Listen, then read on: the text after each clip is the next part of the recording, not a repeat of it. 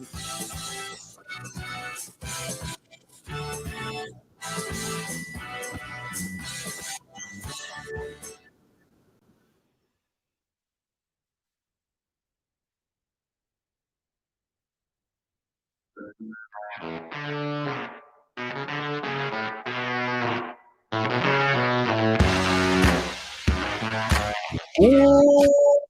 welcome in, Rob. Rob, hello, on YouTube or Facebook, either one. Already getting some comments here. Good morning to everyone. It's a beautiful Monday morning. It is Overreaction Monday. We will overreact about a lot of things today, including Big 12 rebranding, Texas Tech baseball, and the Texas Rangers. The Texas Rangers, who are first in the AL West still on June 5th. Who'd have thunk? On pace for 106 wins this year. Wild. Red Red 1992 says, "Good morning to everyone except for the Florida Gators." Yeah, we'll talk about the Florida Gators as well. In fact, let's just start with the Florida Gators. Some regionals still going on. We'll talk about those. Starting off with Coastal Carolina and Duke. That is the if necessary winner goes to the Supers. Texas Tech, Florida. That is the if necessary. That winner goes to the Supers. LSU, Oregon State. That will be the first of two potentially. TCU, Arkansas will be the first of two potentially. Arkansas needing to win twice. Pennsylvania and Southern Miss. That is the if necessary. Winner take all. Indiana, Kentucky. Winner take all. And then Texas, A&M, and Stanford. I believe that is also a winner take all. Let's go back to this Florida Texas Tech regional in Gainesville, 11 a.m. today.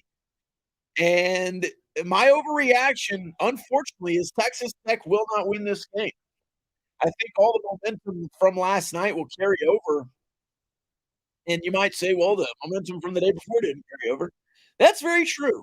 But at home with that crowd, it just feels like Florida has all of the momentum. Now, we'll see who pitches today on both sides. I have a pretty good idea of who Texas Tech will throw. Uh, I think there are some options there for Florida, but not only the starter, but the bullpen. I think Neely is burnt for Florida, but I think everyone else is available. And then I think everyone but the people who threw last night are available, except for maybe Brandon Beckle, who's pitched twice already this weekend. We'll see. Beyond that, I think Texas Tech has a good opportunity today. I don't think it's going to be another blowout like last night's 7-1 loss. But I do have some more overreactions for Texas Tech. They're just not for this year, they're for next year. If everyone comes back, and that is something I say in the world of the transfer portal, you've already lost 2, the transfer portal. If everyone returns, Texas Tech will be in Omaha next season. I truly believe that. And I'm talking Gage Harrelson, Cash, Hudson White, Evan Bazell, all these guys that can come back. Harrelson, Cash, Bazell, Hudson White, Maxey, that core unit. Hester gone, Vuletic a senior, Dylan Carter, who knows? But if that core comes back, I'm very excited. But that's not the reason I'm excited, and it hasn't been all year. I think this pitching staff can be really, really good, like elite next year. And that's not something I felt with the class coming back. Again, I keep saying if they come back, this is the transfer portal world. People can leave. People can move on. But if Kyle Robinson, Mason Molina, Tabor Fast, and Zane Petty are part of Texas Tech's starting rotation or bullpen next season, they will be hosting a regional, hosting a super regional, and in Omaha. That's my overreaction today. Kyle Robinson has come on really, really strong in his last several starts. Zane Petty, the freshman, has been really, really sneaky good over his last several starts, most of them. Tabor Fast, I think, has extreme potential. And Mason Molina has just been Mason Molina this year, especially over his last 4 or 5 starts. I am very, very high on this pitching staff for next season. Now, we have to see again who all comes back, who enters the transfer portal, who wants to go somewhere else, who gets drafted out of nowhere, who gets maybe a little higher than you expect drafted, who gets drafted lower than you expect and decides to return for another year because they think they have something cooking here. But my overreaction today is even if Texas Tech doesn't win today, I'm very, very, very high on this core unit for next year's team. And with the recruiting you have going on, with the transfers you've been able to get the last several years, I believe in the roster that will be put together for next season. And you have a seasoned bunch of guys returning finally that you can truly lean on. Last year, you had a lot of returners, but a lot of them were guys who didn't really start and then kind of finally got opportunity, like a Kurt Wilson, who had been there for a long time and was a returner, but kind of finally got his own role last year. This year, you had a bunch of new guys and some guys kind of coming off years where, like a Dylan Carter, where you didn't really know what he was gonna be. He started great, but has not been good down the stretch. But I do think that next year, with the returners you have, with these freshmen, with these sophomores, with these redshirt freshmen, very, very, very high on an opportunity for next year. And I know I'm talking like the season's over. If it's not over today, in another weekend, I have very high hopes for a 2-game series. Like, Mason Molina and Kyle Robinson are very good right now, and if you're just having to play 2 games, 3 games, and you can prepare for that, I think Texas Tech is a very scary, scary opponent for South Carolina. Of course, you have to win today. I would predict a Florida victory. I think Florida should be favored today at home. These crowds have been really good. Well, have been active. I wouldn't say really good. They were flashing camera flashlights at the pitcher last night, which was unfortunate in my opinion. But the headlines were reading, flashing pitcher, and I was like, "Whoa, I didn't see that on the broadcast." It was just a flashlight. Chase says, "This season is successful no matter what happens today." I would agree. Obviously, the goal is Omaha, but you kind of reset expectation halfway through this year. With this roster, I think you were always kind of looking for the year after, which is a tough way to go through a season, but you look at all the youth, as I said, on the defensive side, if you can get Kevin Bizzell to play catcher, Travis Sanders comes back, slots in at one of the infield spots, Hudson White slots in at one of the infield spots, Cash is back, and you have Burns and Lopez trying to put them somewhere. Um, Again, depending on who is back, because I don't think all of those guys will come back, that's just the nature of the transfer portal. You've already lost Jarrett Curtis to the portal, but Gage Harrelson back roaming center field, and then you really only are looking at corner outfielders, and those could be on the roster already, or you have some freshmen coming in that can step in and be those young guys like a Cash or a Bizzell were this year, getting their first opportunity. Chase says, "We didn't even think they would be in the tournament. They beat the number 2 team to get to the final game of the regional." I thought they would be in the tournament the whole year. But yes, going to Florida and beating Florida even one time was a successful regional. You get to the final game. You force a game. They were calling it game 7. You force a game 3 with Florida. Very, very happy with this regional performance. I would like to get another win, But I do agree, I think this is a successful season, but my overreaction, my whole point is that I think they'll be in Omaha next season. Alright, let's move on from Texas Tech baseball to a little Big 12. This from a Max Olson story from over the weekend on Big 12 rebranding. This is from his article on The Athletic. Your Mark noted a branding refresh is in the works to further contemporize and modernize the Big 12 next season. The conference is not planning to change its name or logo. Good. I'll talk about that. And the commissioner also said he'll make an announcement next week regarding Big 12's international strategy. We'll talk about that in a second. Going back to the logo, I'm fine with the logo change. Change the logo all you. Big fan of the name Big 12 because of the history. I think when you go back to the Southwest Conference, I really wish they would have kept that name. But they went with the Big 8 and then merged, went with the Big 12.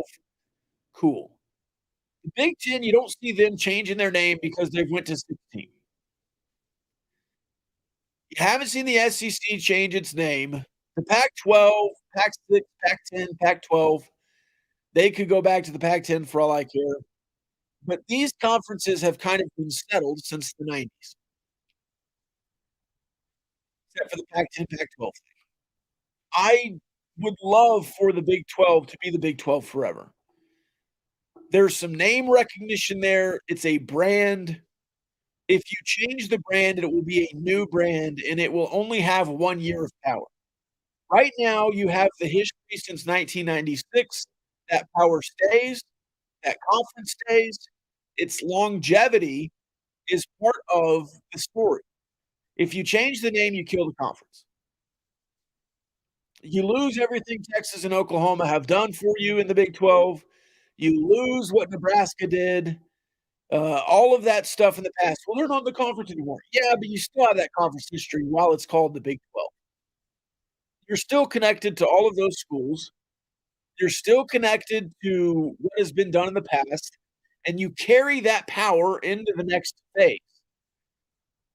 You don't lose Texas and Oklahoma and Nebraska and Missouri and Colorado, even they're coming back, even though they're coming back probably. You continue that history through to the next phase. I think that's a very, very good thing. There was talk of a name change a month ago, and I hated it. There's no reason to change the Big 12 name. The Big 12 is fine. And I think as long as the Big 12 is looked at as a top 4 conference, you have to leave it. Now, if for some reason the ACC and the AAC, for that matter, and the Pac-12 all get this, national perception that they're better than the Big 12, maybe you start to change it, but I don't think that's the national perception right now. It certainly is the Pac-12 perception, but nobody has been writing articles about how the AAC or the ACC is better than the Big 12. That's just John Wilner and John Canzano, and a lot of people call them national. They're not. They're West Coast guys. Now, Stewie Mandel has written things, but he's even come off that perch and admitted he was wrong. So, as long as the Big 12 in the power rankings and the hierarchy is right there, I don't think there should be an opportunity to change at all. I will say, though, it's interesting to not change the logo or the name, but hint at a branding refresh. What is the branding refresh? The last major branding refresh I remember is One True Champion. If that's all it is, if it's just a new slogan, why now? Now, if part of the branding refresh is a focus on basketball and a real heavy push to focus on basketball, which is this next international thing, I'll read that quote before I get into my next point. The commissioner also said he'll make an announcement next week regarding Big 12's international strategy and its efforts to play football and men's basketball games in Mexico, which is expected to begin as soon as 2024.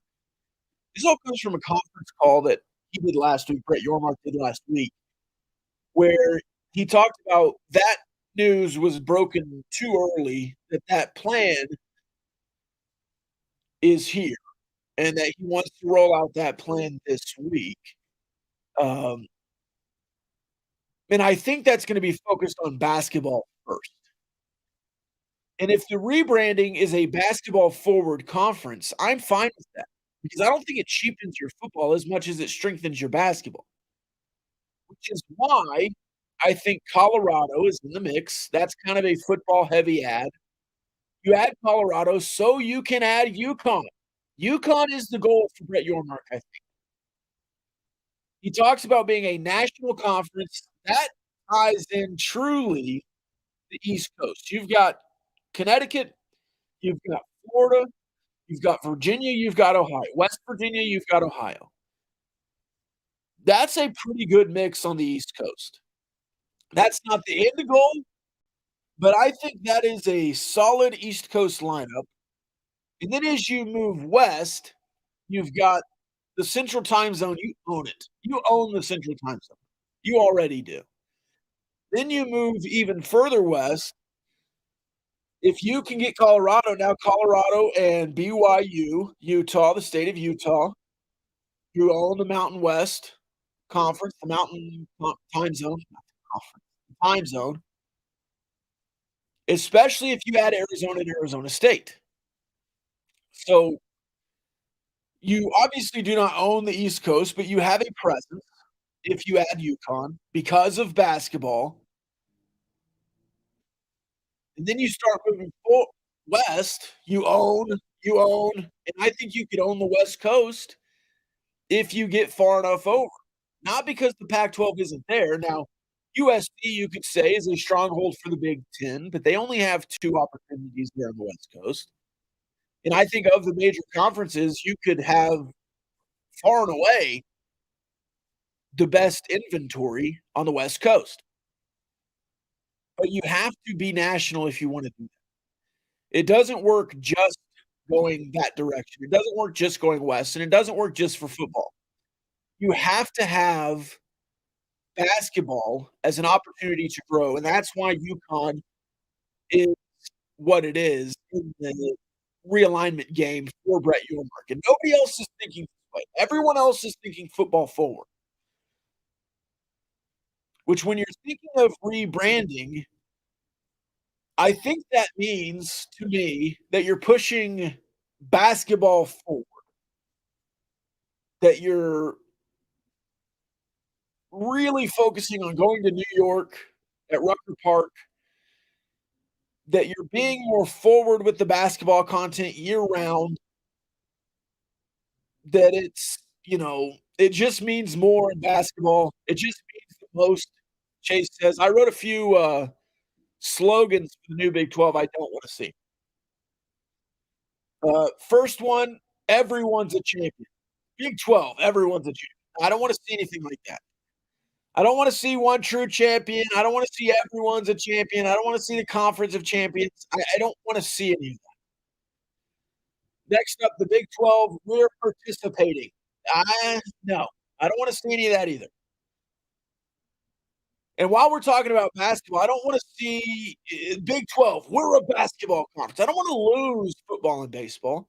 Now, if you want to take a step forward in basketball, I'm all in, especially if you're decoupling basketball from your football operations, from your media rights operations, and you're doing football and baseball and Olympic sports together, and then doing a basketball package in your media rights. That's the future. That's UConn.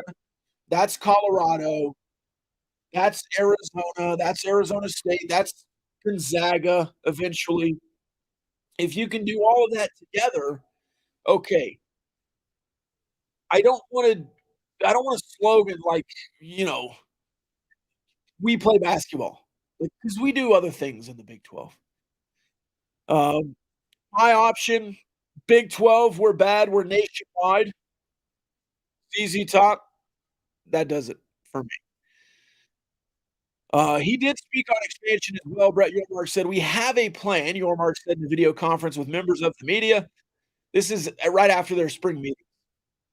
in West Virginia. He says, "I've said all along, we have an appetite to be a national conference from our own makeup from coast to coast. We do believe in the upside of basketball moving forward as a collective group. That being said, we love our current composition. Love the 4 new schools coming in next month. However, if the opportunity presents itself to create value, we will pursue it. UConn creates value in the basketball world." I agree. C. John says, "Not sold on UConn. Their football program is not seriously, have you ever met a UConn?" No, I look, you're not adding UConn for football. You're not. They might come as a football member, they might come as a baseball member, you are adding them for basketball. And if the media rights deal decouples, then it won't even matter if they're here for football anyways. So I do think they will be full members of the Big 12 very soon. But you have to stop thinking of UConn or Colorado or Arizona State as football ads. They're athletic department ads, they are conference ads, and especially in the case of Arizona and UConn, they are basketball ads. And you just paid out the most you've ever paid out as the Big 12 in year 1 of Brett Yormark, and he was a big, big piece of that, but I do not think that he's done at all by any means, and I think you'll have even more money coming in. It's gonna look a little different because Texas and Oklahoma will be gone, but I think you will be way above the projections, and I think there's still potential if you break basketball away and have your own basketball media rights, you can get up to $60,000,000. Now, that's not 100 that the Big Ten was talking about, but it doesn't seem like the Big Ten really had 100 ever. That was just projections. It's not like they're paying out that right now, and it's not gonna be the 70 or 80 that the SEC's been talking about, but it is way more than what the Pac-12 is discussing, and it's way more than the ACC's $36,000,000 that they're gonna get for the next 10 years because they locked in a massive contract, and they're all trying to get out of it right now because they see what the Big 12 is doing. And they're saying, "A basketball-only media rights deal? Why did we never think of that? We have Duke and North Carolina. Brett Yormark's a genius. Let's kill our media rights deal." Not the commissioner. The Big 12, it's all West Texas. Hey, I love it. Comment below your Big 12 slogan. I'm gonna go with, "I'm bad, I'm nationwide." Chase says, "We've been okay with Kansas being bad at football. Why does anyone care about UConn being bad?" Hey, people have to lose. That's the thing about a conference. Vanderbilt has been in the SEC for forever. They've sucked forever. Nobody cares. They're in the SEC. Let me show you all that SEC football. Vanderbilt, baby. So under Clark Lee, they're sneaky. I'll tell you what, Vanderbilt's sneaky this year. All right, final point. The Texas Rangers are good. They are really good. They are on pace for 106 wins. 106 wins, the Texas Rangers on pace for. They have the second best record in baseball, still behind the Tampa Bay Rays, a game ahead of the Baltimore Orioles. They are in the mix for the AL West. They're still 3.5 games ahead. They're 8.5 to 9.5 ahead of the Angels and the Mariners. 27.5 games ahead of the Athletics. They're 19-8 at home. They're 19-12 on the road. 8-2. I told you about a week ago that I was very, very, very worried about this Texas Rangers road trip, and all they did was go 8-2 and then come back home and sweep the Seattle Mariners and just outright dominate the Mariners. This weekend, when they return home, 2-0 beat the Mariners, and then 16-6 and 12-3 to complete the sweep. Today they play the Cardinals. They start a series with the Cardinals today, a 3-game set, and then they play the Tampa Bay Rays in Tampa Bay. That will be a huge, huge series to really see what the Texas Rangers are all about.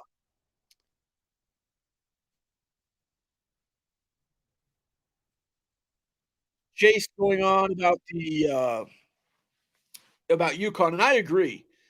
I mean, the Big Ten has Indiana and Illinois and Northwestern, who's terrible every other year. They have Rutgers, they have Maryland, who's been up and down. Like,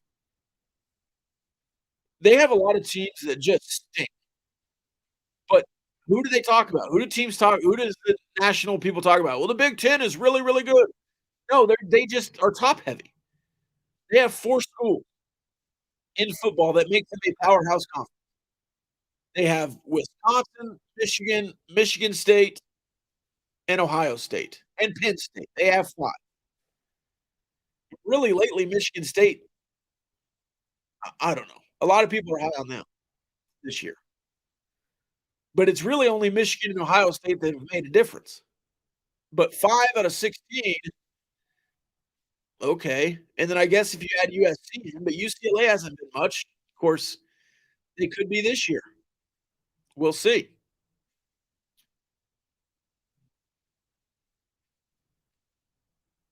Then you have the Big 12 drive-through window always open. Some people call it the truck stop conference.